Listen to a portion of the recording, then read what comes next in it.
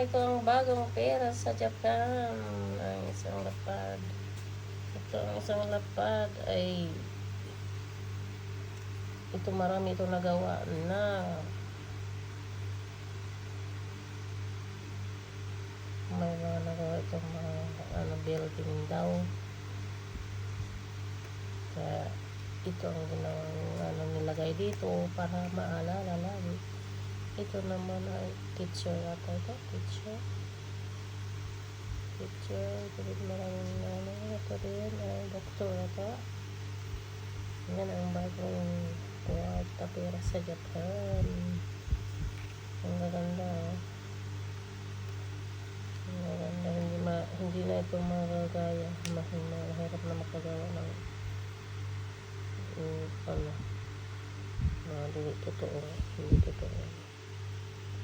Ang gaganda niya.